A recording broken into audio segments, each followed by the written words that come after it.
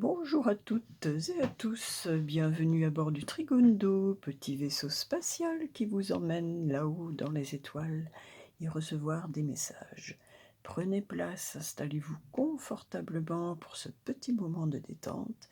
Nos hôtesses bienveillance et bonne humeur vous accompagnent dans ce voyage hors du temps. Tout d'abord, le Trigone souhaite une très bonne fête à tous les Édouards, les Ed, les Eddie, les Edson, les Ned. Leurs prénoms leur viennent de saint Édouard, le confesseur, roi d'Angleterre, qui fut très aimé de son peuple. Voici pour notre histoire. Allez hop, parez au décollage. Allons vers les étoiles. Aujourd'hui, le soleil brille toujours en Capricorne, un élémentaire plutôt sec, mais non dénué de force. La lune est toujours en Gémeaux, nous apportant fantaisie et souplesse. Mercure en Capricorne nous fait prendre de la hauteur et de la distance sur les choses pour mieux les voir. Vénus en Verseau est légère, sereine et paisible, ou alors elle est en recherche de sérénité et de paix.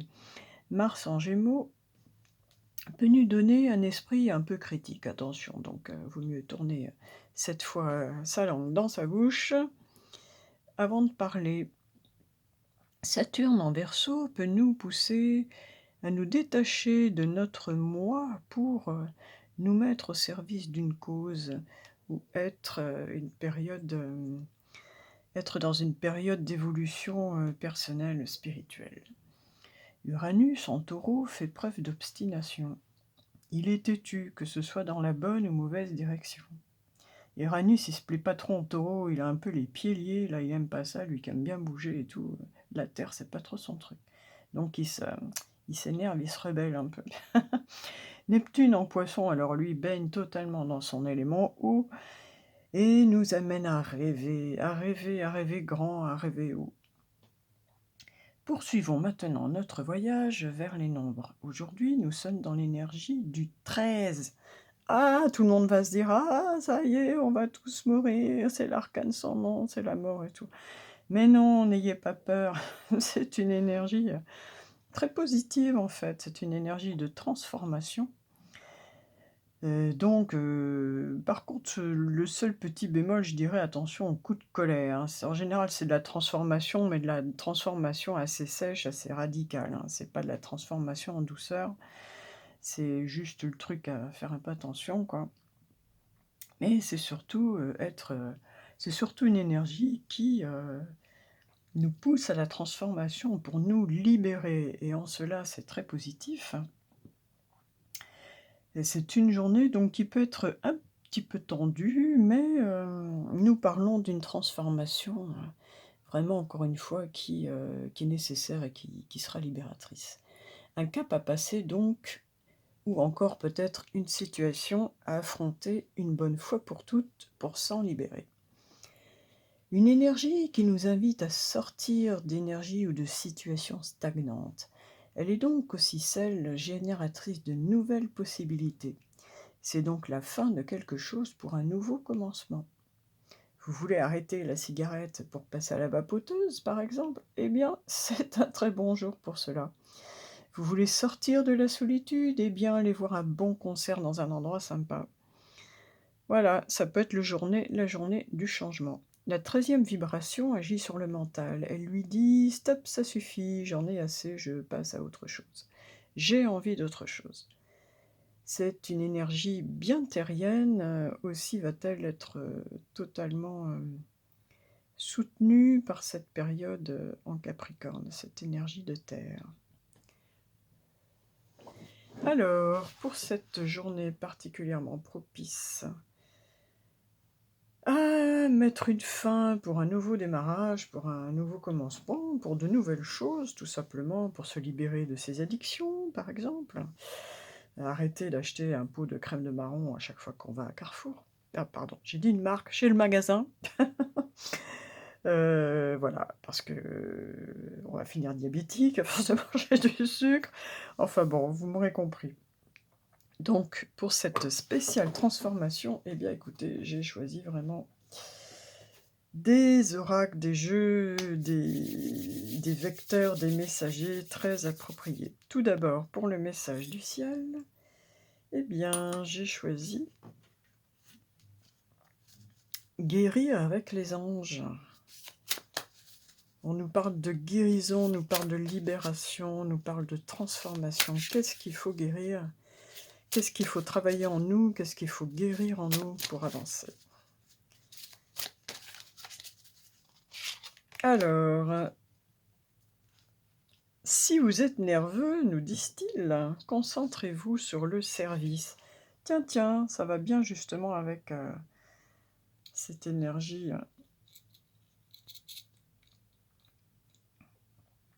en Verseau qui peut nous passer un petit peu nous pousser un petit peu à oublier notre moi et puis se mettre au service d'une cause. Concentrez votre intention sur la question.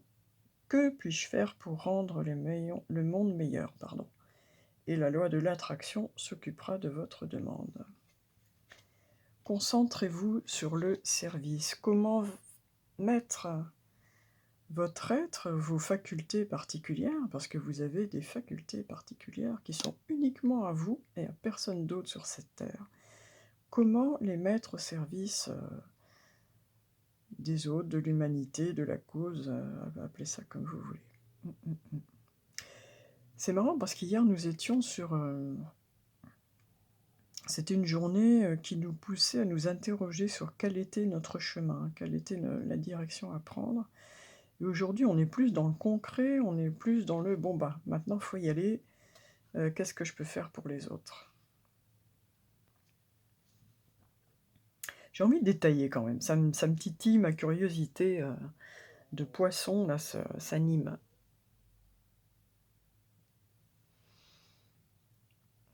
Oui, alors une petite rectification, j'ai parlé d'Uranus en Verseau, non, c'est bien Saturne en Verseau qui peut nous pousser à justement mettre notre moi de côté pour nous élever un peu spirituellement d'une part, et puis aussi pour peut-être nous mettre au service d'une cause. Et bien là, on a exactement ce Saturne en Verseau qui se manifeste ici. Donc je voulais aller un peu plus dans le détail.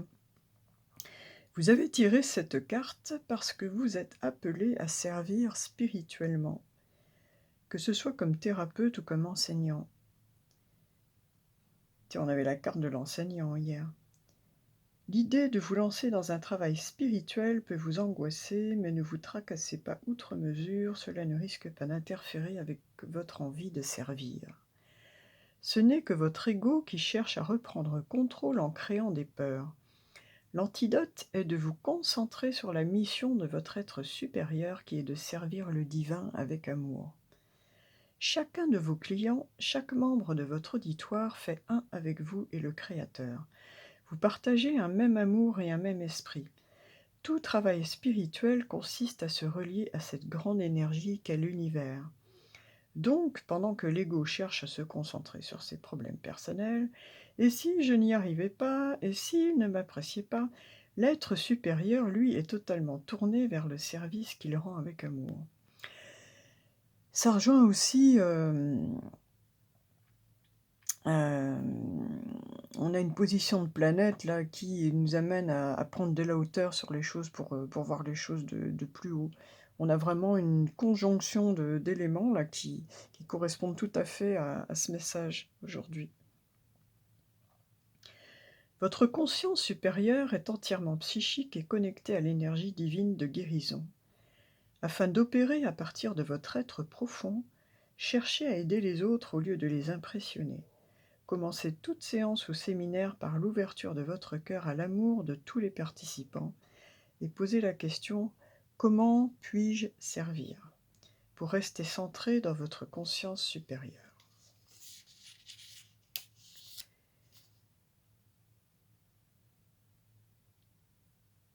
Assis en silence, bon, c'est pour les personnes qui veulent vraiment mettre ça dans le concret.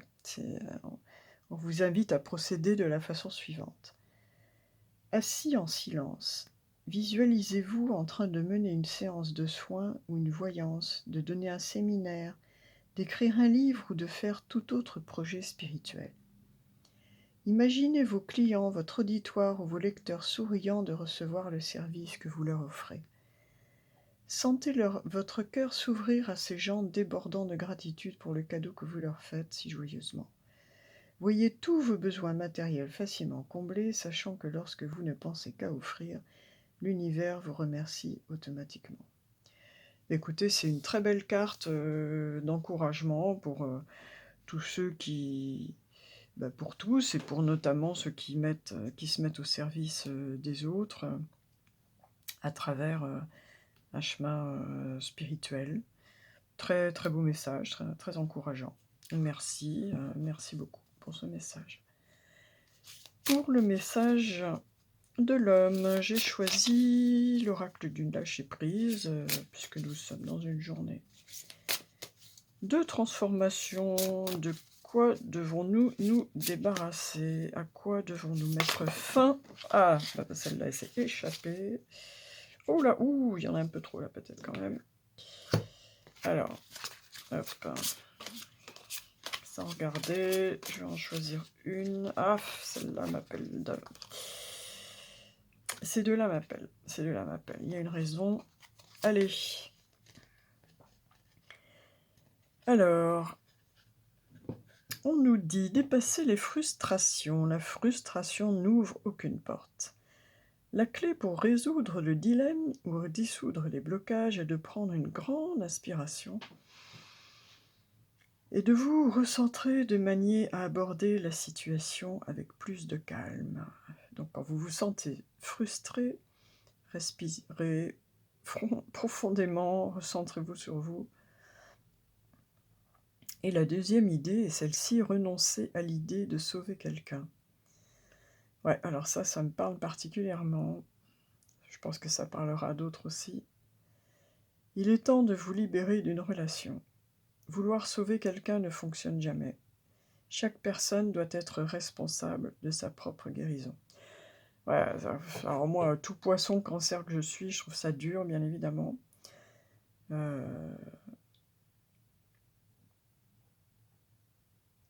Mais bon, à partir d'un moment, il est vrai que bon,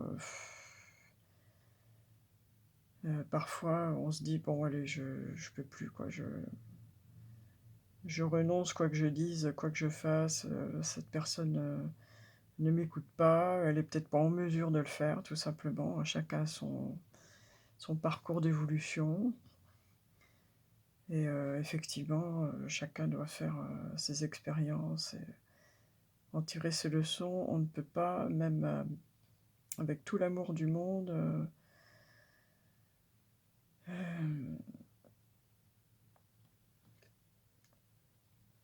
je ne sais même pas comment finir ma phrase.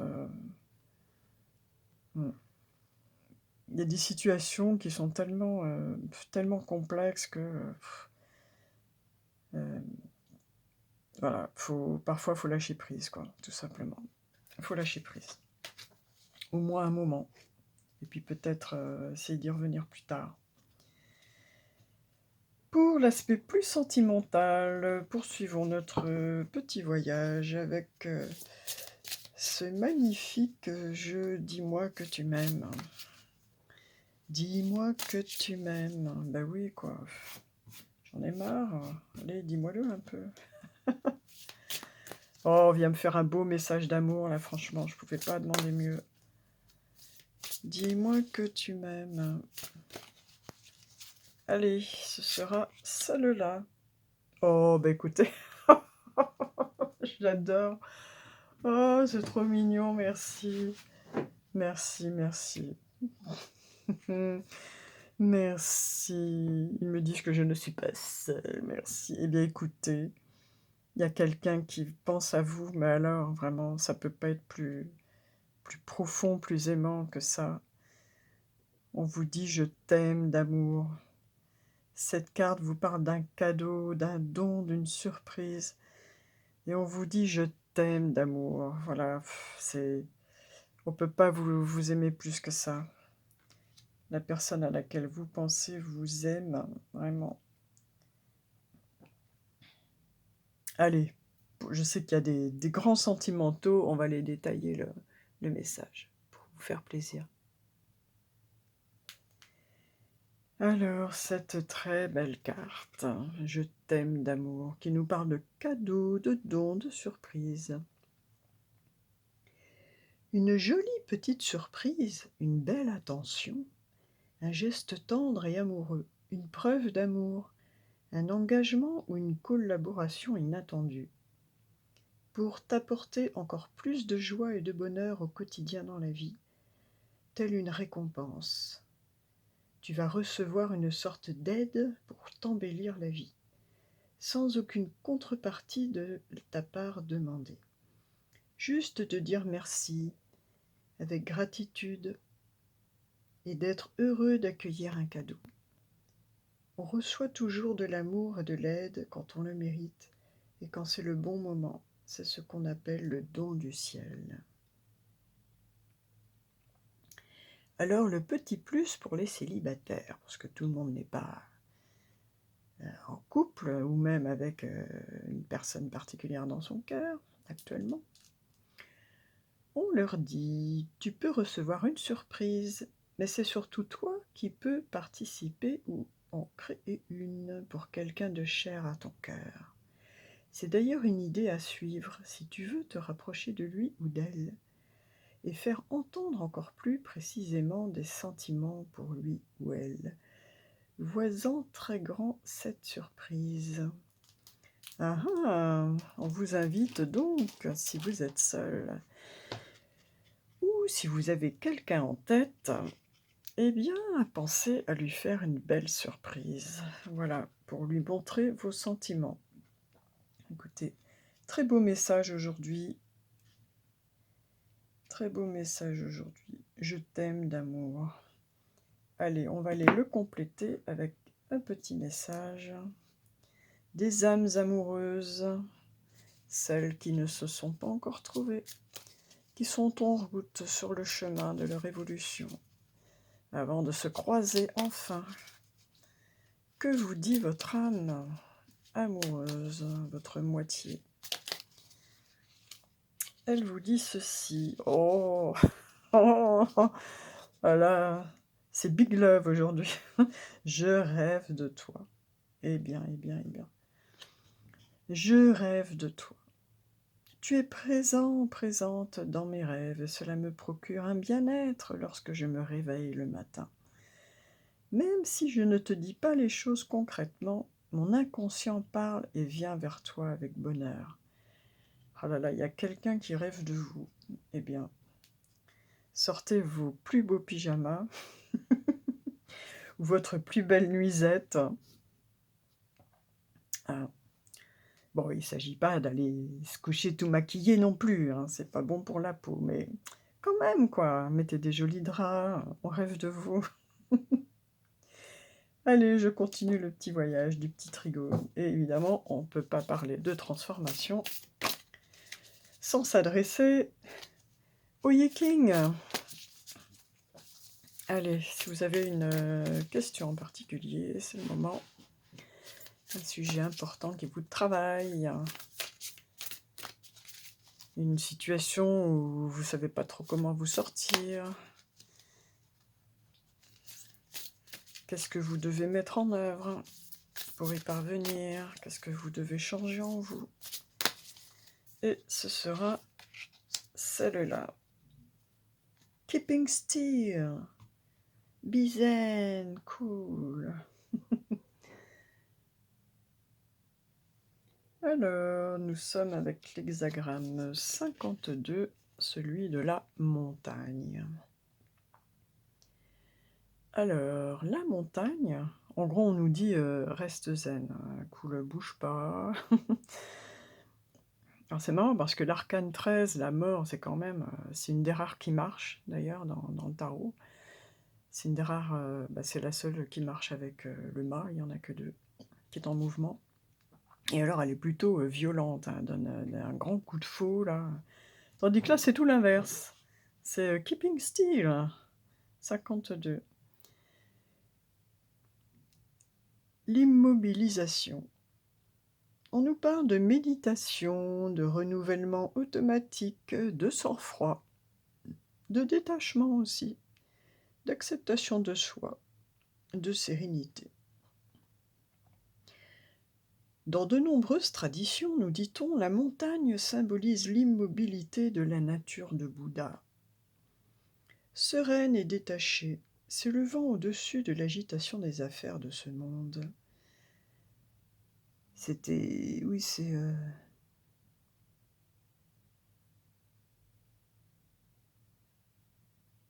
Et on a aussi... Ça rejoint un aspect astral de la journée qui nous fait prendre de la hauteur, qui nous fait nous détacher pour voir les choses d'un peu plus haut et voir les choses autrement. Bref, je reviens. Donc,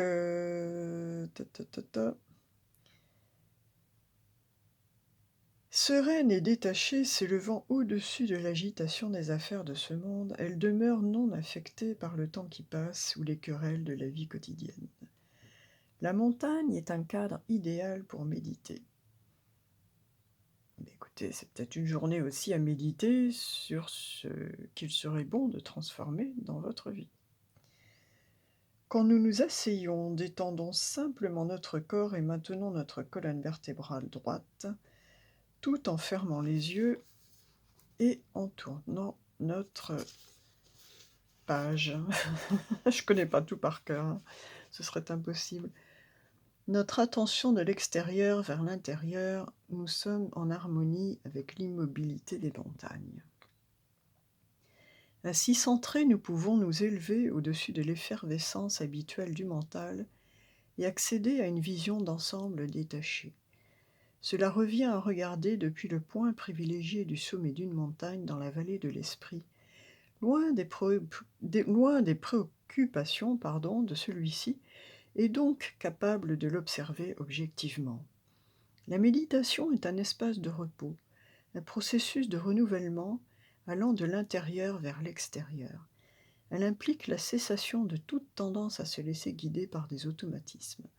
Partout à travers le monde, des gens ont, pendant des milliers d'années, pratiqué la méditation et en ont retiré les bienfaits régénérateurs. Au milieu de l'agitation des activités quotidiennes, il y a des moments où on a besoin d'arrêter de penser, pour simplement être.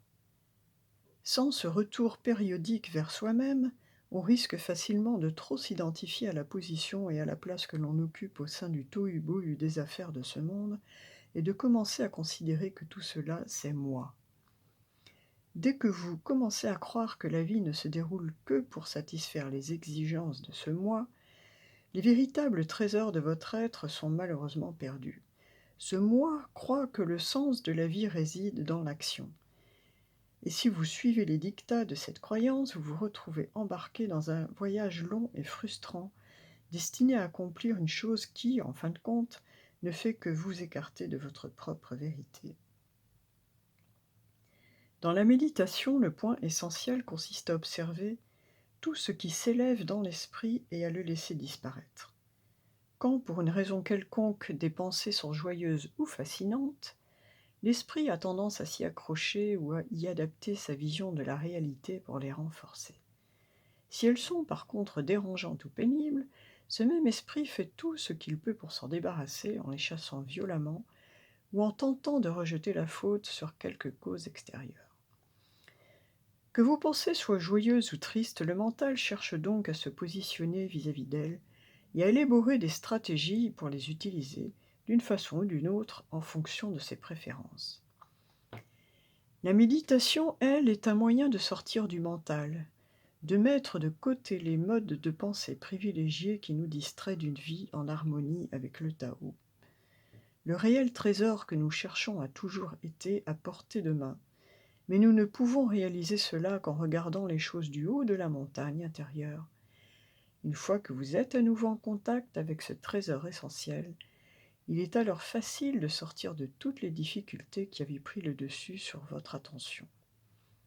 La méditation ne doit pas être une affaire sérieuse difficile à gérer. Elle est au contraire aussi naturelle que la respiration et aussi vivifiante que l'air frais de la montagne. Bon, après vous avez tout le processus, de tous les traits et leur transformation et cetera, mais bon, je vais m'arrêter là. Eh bien écoutez, très sincèrement, c'est une bonne journée pour se mettre à la méditation. Voilà, on nous invite vraiment, la transformation commence déjà à prendre conscience de ce qui est ou ce qui n'est pas dans notre vie, de ce qu'on veut, de ce qu'on ne veut pas dans notre vie, enfin voilà, poser les choses simplement, et pour cela, encore faut-il savoir les voir, et pour les voir, encore faut-il prendre le temps d'aller les voir, d'aller les regarder, et pour cela, la méditation est un très bon moyen, si ce n'est le moyen d'y parvenir, et donc, eh bien pourquoi pas aujourd'hui commencer tout simplement. Vous pouvez commencer par vous mettre des séances de méditation guidées sur YouTube, voilà, c'est gratuit, trouvez une qui vous plaît bien, et puis voilà, commencez comme ça, et puis si ça vous plaît davantage, pourquoi pas trouver ensuite, enfin vous y intéresser plus profondément, acheter des livres sur le sujet, etc. En tout cas, un très bon conseil. Le point de départ, j'ai envie de dire, c'est déjà méditer sur soi, sur son être, sur comment on se sent dans son corps, dans sa vie, dans son esprit, dans son mental, dans ses émotions, et qu'est-ce qu'on peut mettre en œuvre, qu'est-ce qu'on peut faire pour aller mieux, tout simplement. Bon, déjà dresser le bilan. Allez, le petit trigone atterrit, fait une petite pause sur la Terre, notre mère Terre. Dame Nature, qu'a-t-on à nous dire? Alors, puisque aujourd'hui on parle des transformations, c'est un spécial pour transformation, eh bien j'ai choisi pour aujourd'hui donc les fleurs de Bach, qui peuvent nous aider à passer d'un état à un autre, tout particulièrement concernant nos émotions, notre état émotionnel. Et c'est... ce serait quoi ça fait penser à gentiane, mais je crois pas que ce soit ça. Le noyer, walnut. Et donc c'est la fleur de Bach, walnut, qui nous dit « Je suis sûr de moi-même, je reste fidèle à moi-même, je poursuis mon propre chemin ». Ça rejoint un petit peu le tirage d'hier. Et oui, la foue, elle déblaye le chemin aussi, hein, voilà, elle nettoie pour pouvoir avancer. S'il y a des obstacles à faire disparaître, elle les fait disparaître. Et donc, walnut, c'est la fleur de la renaissance. Franchement, c'est pas beau tout ça, hein? On n'a que des messages, franchement, j'adore, quoi. Encore de très, très, très beaux messages aujourd'hui. Ces deux-là, magnifiques. Ceux-ci qui nous donnent un peu comment faire, et puis celle-là qui, voilà, si on fallait en tirer une appropriée pour la journée, ça aurait été celle-ci. Donc 33, le noyer, le fleur de la renaissance. L'état de blocage peut se manifester par des doutes et de l'irrésolution lors d'une remise en cause ou d'un changement radical de vie. On est bien dans l'énergie du 13, là. Le potentiel positif, eh bien, est de retrouver de la confiance en soi et une attitude cohérente. Donc, voilà. Si vous traversez une période de changement un peu brutal, comme ça vous êtes un peu déstabilisé, etc., ou si vous êtes vraiment dans l'indécision, eh bien donc sachez que vous pouvez vous aider avec la fleur de Bach numéro 33, noyer. On trouve des fleurs de Bach partout maintenant, très facilement, que ce soit en pharmacie, dans tous les magasins bio, les choses comme ça. C'est quelque chose qui est aussi rentré dans les habitudes et dans les mœurs que les granules d'homéopathie. Il y a plein d'ouvrages sur le sujet, c'est un sujet vraiment très passionnant d'ailleurs, les fleurs de Bach. Enfin moi que j'aime beaucoup en tout cas. Donc voilà, la fleur du noyer, 33. Allez, on redécolle, plein gaz cette fois-ci pour aller voir là-haut, tout là-haut dans l'univers, quelle est le conseil de la loi de l'attraction du jour. Ah, j'aime beaucoup les messages du jour, vraiment. Et j'en ai oublié un. Ah, j'en ai oublié un. Alors, bah, je crois, hein, ou je l'ai retourné. Qu'est-ce que j'ai fait? Ah si, oui, si, pardon. Oui, j'ai eu comme je les ai retournés, ça m'a mis le doute. Bon, ça c'est... Hop, oui, il n'y a que moi pour garder les cartes de... Voilà. Non, j'ai eu le doute, mais c'est parce que j'en avais tiré 2. Du coup, je les ai... Allez, goutte quantique, s'il te plaît. La vibe abondance du jour, en ce 5 janvier 2023, ce sera celle-là.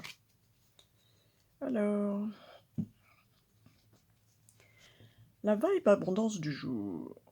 Le mental, ça rejoint tout à fait la méditation.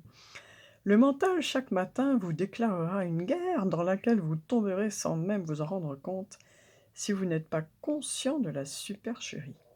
Décidez qui prendra le pouvoir sur vous dès les premières minutes de votre journée. Guidez votre esprit vers ce que vous désirez et non pas vers ce qui vous empêche d'être heureux. Voilà, hop, dès le matin, on prend les rênes de son chariot, de sa vie, et on se dit: «Et hop, c'est moi qui commande, toi». Les idées, vous savez, nous sommes tous des émetteurs-récepteurs, on est traversés par plein d'idées qui ne nous appartiennent pas forcément. Donc hop, dès que ça arrive, vous vous dites: «Annule, efface, supprime, moi je suis, focus sur, mon bonheur, mon bien-être». Voilà, vous recadrez tout de suite les choses, vous tirez un peu sur les rênes, du cheval qui partait un peu, à droite, dans là où vous vouliez pas, et puis, vous vous dites, voilà, qu'est-ce que vous désirez? Et hop, je focus, dans cette direction. Très beau message! Très beau message, ne vous laissez pas envahir, par, ce qui est superflu, j'ai envie de dire. C'est aussi une façon avec la faux de trancher entre ce qui est, superflu et ce qui est utile.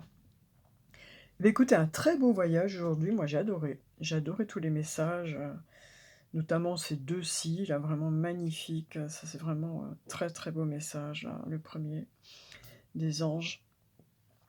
Et pour nous quitter, pour conclure, eh bien, j'ai décidé de nous quitter avec, les mantras de guérison de Matt Kahn. Ça c'est pareil, hein, je crois que j'avais fait une revue d'ailleurs sur celui-là, ouais.